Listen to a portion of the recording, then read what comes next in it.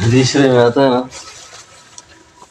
کہ رسول اللہ صلی اللہ علیہ وسلم جب مکہ مکرمہ سے مدینہ منورہ جا رہے تھے نا، ہجرت والے راستے پر جس کو طریق الہجرہ کہتے ہیں، حضور مڑ مڑ کے دیکھیں اس کو، مکے کو مڑ مڑ کے دیکھیں.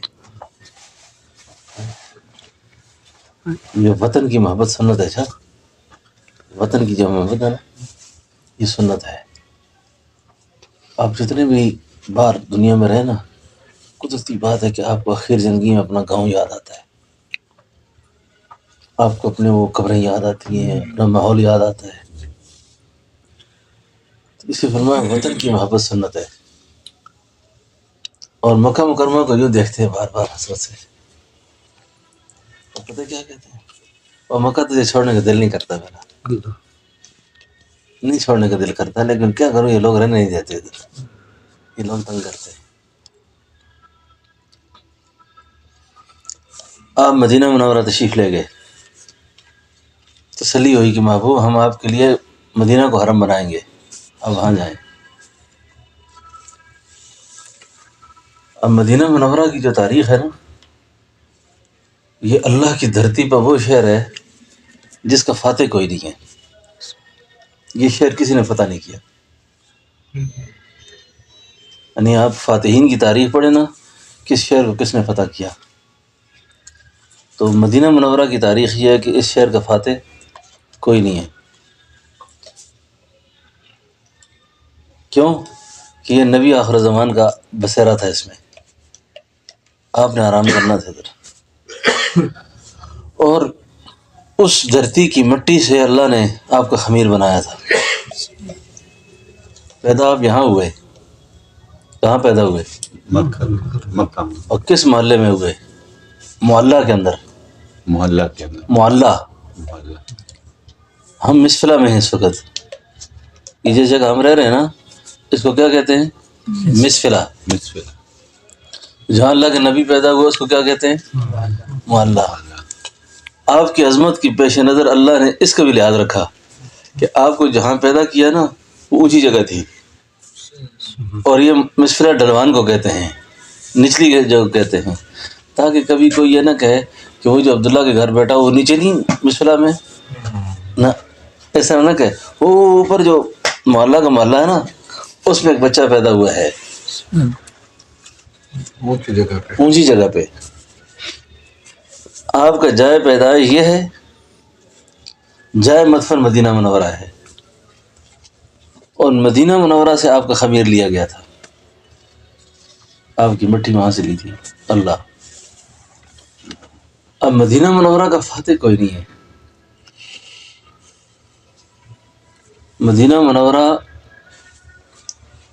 کی تاریخ میں یہ ہے، آپ کی پیدائش سے پہلے یہ آپ کا اعزاز ہے کہ کوئی نبی ایسا نہیں ہے جس کی پیدائش سے پہلے اس پر ایمان لانے والے موجود ہوں.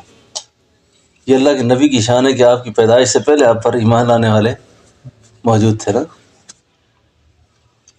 مدینہ منورہ کے اندر یمن کا بادشاہ، جیسے مصر کے بادشاہوں کو فرعون کہا جاتا ہے. فرعون کسی ایک نام کا نام، ایک شخص کا نام نہیں ہے. فرعون ایک کلچر کا نام ہے، ایک تہذیب کا نام ہے، ایک بادشاہت کا نام ہے. تو یمن کے بادشاہوں کو تبا کہا جاتا تھا، اس لیے کہتے ہیں کہ تبا یمن. یہ تبا یمن جو تھا نا، یہ شہروں کو رونتے ہوئے، جلاتے ہوئے جب مدینہ منورہ پہنچا تھا نا، تو کہتے ہیں کہ مدینہ منورہ جب آیا تو مدینہ طیبہ کے اندر اندھیرا چھا گیا، گپ اندھیرا ہو گیا، بادل آ گئے. ساتھ جو عالم تھا نا، راہب، اس نے کہا بادشاہ سلامت، اگر میں جان کے امان پاؤں نا تو ایک درخواست آپ سے کرنی ہے کہ آپ اس شہر کو فتح نہیں کر سکتے. کہ کیوں؟ اس نے کہا قصہ یہ ہے کہ پہلی کتابوں میں لکھا ہے، یہ جو شہر ہے نا، یہ جو اندھیری چھائی ہے اور یہ جو منظر ہوا ہے نا، یہ علامت اس بات کی ہے کہ یہاں نبی آخر زمان نے آنا ہے. تو آپ جب خاطر رکھیں، آپ کو یہاں فتح نہیں ہو سکتی. تو میرا مشورہ یہ ہے کہ آپ تو بھائی یمن کی قسمت جاگ گئی جی. یہ بات سنی نا. اس نے کھڑے ہو کے اعلان کیا.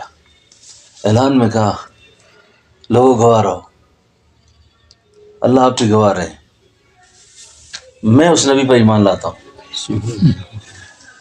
اگر کہنے لگا یا نبی اللہ اگر آپ میری زندگی میں آ گئے تو آپ مجھے اپنے نوکروں میں پائیں گے، اپنے غلاموں میں رکھیں گے آپ.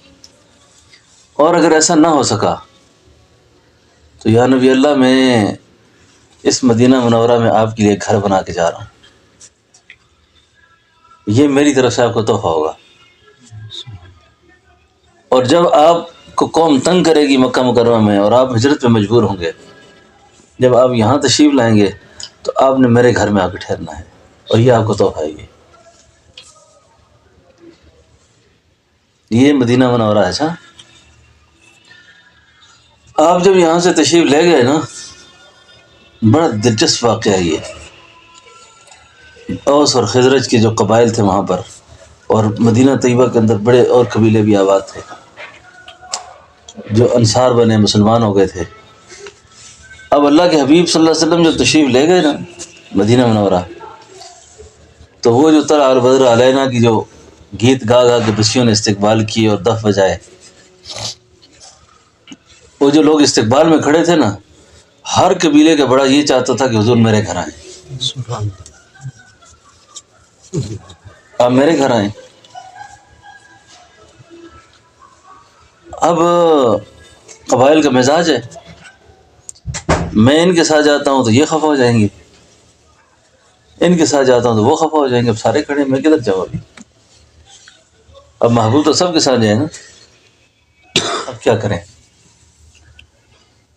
سنیں، فراست جو ہوتی ہے نا، فراست، حکمت اور دانائی، اس کے بارے میں لکھا ہے کہ اللہ نے 100 حصہ پیدا کی: عقل، دانائی، فراست، شعور، علم، آگاہی. 100 حصے میں سے اللہ نے ایک حصہ آدم علیہ السلام سے لے کر قیامت تک سارے نبیوں کو، صحابہ کو، ولیوں کو، بزرگوں کو، ڈاکٹروں کو، دانشوروں کو، جتنی مخلوق تھی سب کو اللہ نے ایک حصہ عقل دیا، اور 99 حصہ عقل اللہ نے اپنے محبوب کو دیا. 99 حصہ. اب آپ دانا ہیں بہت، آپ پر تو علوم ہی آپ کی وجہ سے ہیں سارے.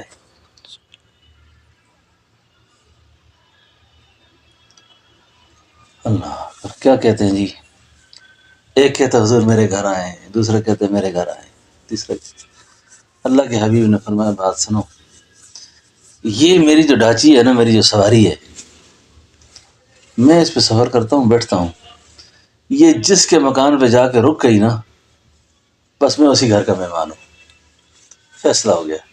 اب تو یہ تو بے زبان مخلوق ہے، یہ تو نہیں سمجھتی کہ کس قبیلے کے گھر جانا ہے. چلو جی، وہ سواری چلتے چلتے سیدنا ابو ایوب انصاری کے مکان پہ ٹھہر گئی جا کے. اور یہ ابو ایوب انصاری کے جو مکان ہے نا، یہ وہی مکان تھا جو طبع یمن تعمیر کر کے گیا تھا. سمجھے؟ یہ بڑی عجیب سیرت ہے یہ.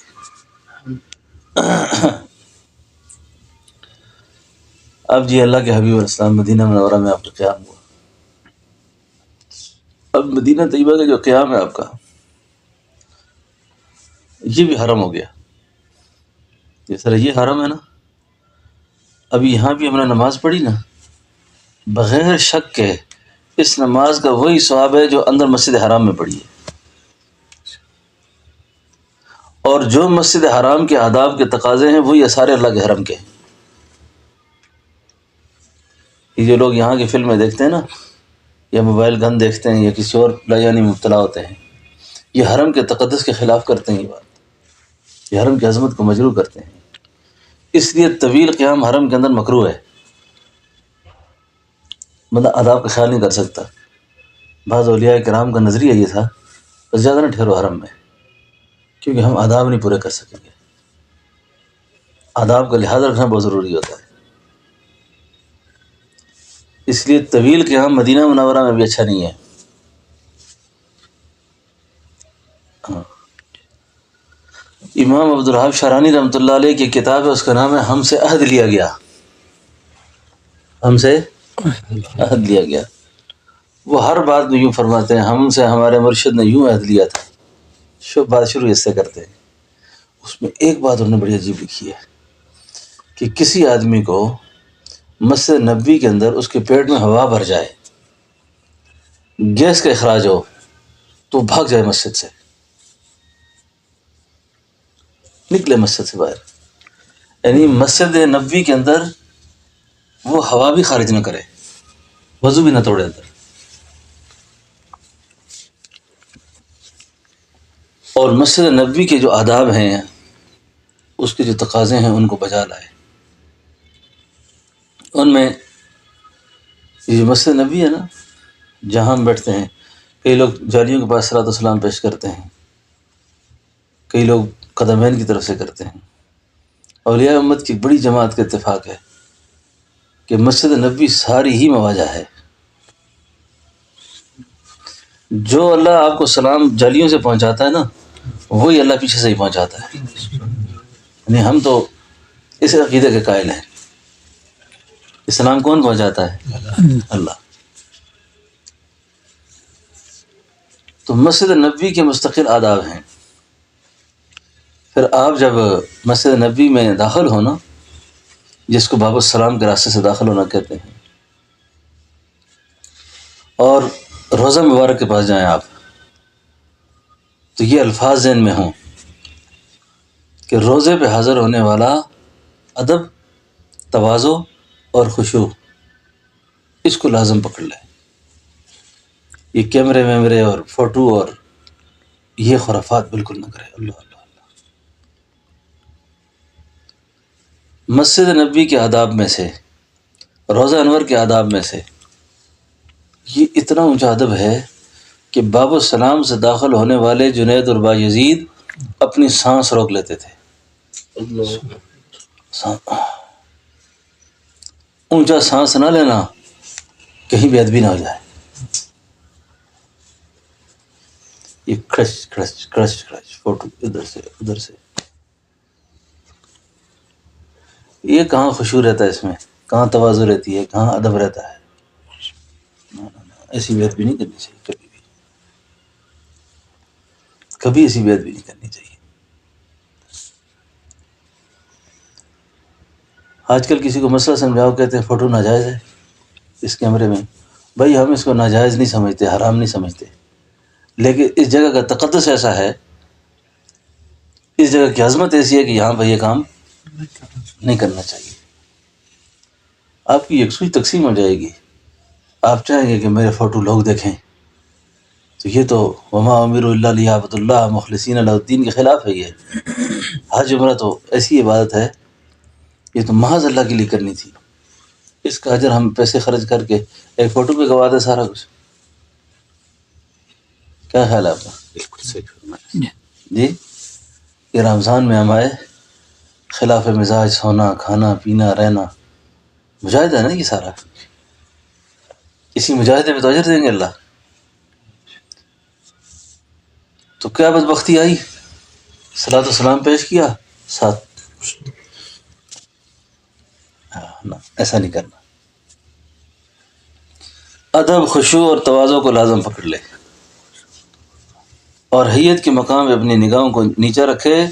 جس طرح صحابہ کرام آپ کی حیات طیبہ میں آپ کے سامنے جب کھڑے ہوتے تھے تو نظروں کو جھکا کے کھڑے ہوتے تھے. اور روزہ اطہر پہ جب پہنچے نا، اس صیغے کے ساتھ سلام پڑھے، الصلاۃ والسلام علیک یا رسول اللہ، الصلاۃ والسلام علیک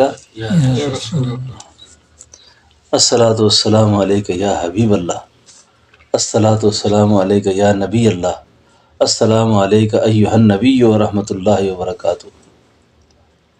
اور اس صیغے کے جتنے درود بھی ہیں وہ بڑی ادب سے پڑھ لے. ٹھیک ہے. اب وہاں جانے والوں کی کیفیات الگ الگ ہیں. آپ کے ساتھ ایک پڑھنے والا سلام کر رہا ہے، وہ سلام کا جواب ان کانوں سے سنتا بھی ہے اور دوسرا نہیں سن سکتا. بات سمجھے؟ یہ اپنی اپنی کیفیات ہے، اپنے اپنے حالات ہیں وہاں پر. تو اس کیفیت میں نہیں، ہمیں جو شریعت نے ظاہری تعلیم دی ہے نا، ہم نے اس کا خیال رکھنا ہے. اور 2 قدم آگے چل کے اسی طرح السلام علیکم یا خلیفۃ المسلمین سیدنا ابوبکر صدیق رضی اللہ عنہ کو، سیدنا عمر کو ایسے سلام کرنا ہے. اور گزر جاؤ خاموشی سے، سلام کر کے نکل جاؤ. ہمارے حضرت جی صاحب رحمۃ اللہ علیہ کے ایک شعر ہے، سنائیں آپ کو. یہ حضرت ہی کی لے ہے، اور آپ فرمایا کرتے تھے، حضرت کے اندر بڑی تواضع تھی، کبھی یہ نہیں فرماتے تھے یہ میرا شعر ہے. یہ شعر ان کی تواضع میں ایک بات یہ تھی کہ شاعر شعر کے آخر میں اپنا نام لیتا ہے نا، انہوں نے بہت شاعری کی ہے، اپنا نام آخر میں نہیں لیا، اپنا نام نہیں لیا. بس یہ حالات تھے ان کے. تو جب مدینہ منورہ گئے نا، مدینہ طیبہ، تو پتہ کیا کہا؟ خدایا شفا یاب فرما مریض گناہ کو جو زیر علاج طبیب آ رہا ہے. خدایا شفا یاب فرما مریض گناہ کو جو زیر علاج طبیب آ رہا ہے. خدایا یہ کیا ہی مبارک سفر ہے، تیرے در پہ حاضر غریب ہو رہا ہے. منظار قبری حدیث نبی ہے، یہ اعلان حضرت عجیب ہو رہا ہے. اللہ کے نبی نے فرمایا جس نے میرے روزے کی زیارت کی اس نے میری زیارت کر لی، اور جس نے میری زیارت کی اس پر میری شفاعت واجب ہو گئی. اس لیے حضرت امام مالک رحمۃ اللہ علیہ فرماتے ہیں کہ کوئی شخص یہ نہ کہا کرے کہ میں روزہ دیکھ کے آیا ہوں، بلکہ وہ یوں کہے زرت النبی صلی اللہ علیہ وسلم، میں اللہ کے نبی کو دیکھ کر آیا ہوں. یقین جانو یہ 2.5-3 لاکھ روپیہ تو کوئی چیز نہیں ہے. زندگی لگ جائے نا، یہ جو خوشخبری ملی ہے یہ سودا سستا ہے. کیا خیال ہے؟ ہمارے پیسے پورے. یہ بات اس کو ذہن میں نہیں رکھنی چاہیے کبھی کتنا خرچہ آیا. ہمارے ایک بزرگ تھے پیر قریشی رحمۃ اللہ خلیفہ تھے، جنرل ضیاء الحق صاحب کے زمانے میں حج کا خرچہ ہوا 38,000 روپیہ. تو کسی مرید نے کہا حضرت کیوں حج تک ایسا اتنا مہنگا ہو گیا، حج 38,000 روپے خرچہ ہے.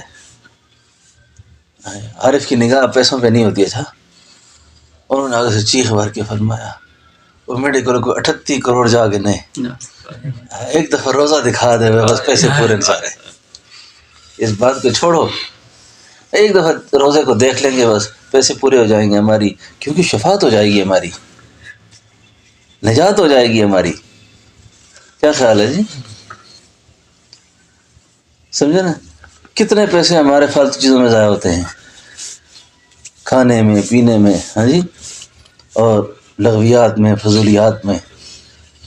میں تو کہتا رہتا ہوں زیادہ نہ ہو سکے نا سال میں پیسے تھوڑے تھوڑے کر کے رکھ دے آدمی، ایک بار آ کر کعبے کو دیکھ لے، 2 دن یہاں گزار دے، 2 دن مدینہ طیبہ میں گزار دے، گھر چلا جائے، یہ کافی ہے، بس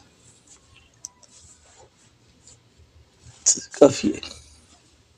عبادات جتنی بندہ یکسوئی سے اپنے گھر میں کر سکتا ہے یہاں نہیں کر سکتا. اعمال اتنی تلاوت ذکر وغیرہ کر سکتا ہے نا، وہ یہاں نہیں کر سکتا. یہاں اصل میں کوئی اور چیز ملتی ہے. یہاں کے فیض اور تجلیات جو ہے نا وہ ظلمت کو جلاتی ہیں، تاریکی کو ختم کرتی ہیں. سمجھو کیا کہا؟ منظار قبری حدیث نبی ہے، یہ اعلان حضرت عجیب ہو رہا ہے.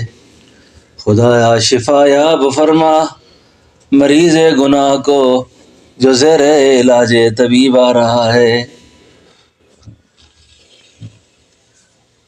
روزہ اطہر کی تجلیات، کعبۃ اللہ کی تجلیات، حرم کی تجلیات. اس لیے پوری کوشش کرنی چاہیے، مدینہ طیبہ ہو یا حرم کعبہ ہو، کہیں بھی ہو، نظروں کی بہت حفاظت کرے، سیل کر دے ان کو نظروں کی. کیوں؟